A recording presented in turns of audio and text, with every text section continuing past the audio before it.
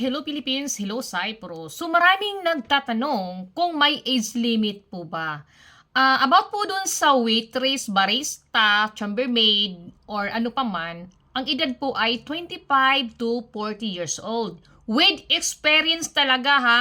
Hindi pwede na mag-waitress-waitress lang kayo or wala kayong experience sa hotel.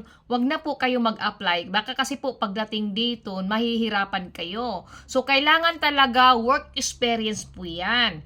Pero about naman po sa domestic helper, ang edad is 25 until 48 years old. Ex-abroad po talaga ang hinahanap ng Cyprus, no?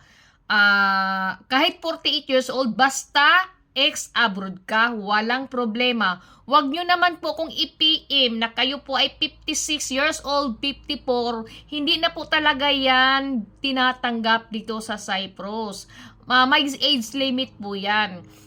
Okay lang sana kung nandito na kayo sa Cyprus, ganun ang edad nyo, tatanggapin pa rin kayo as long na nandito kayo sa Cyprus. Kaya ang dami pong talagang tanong sa akin ng tanong. Minsan tinatanong na kung anong yung magkano yung sweldo.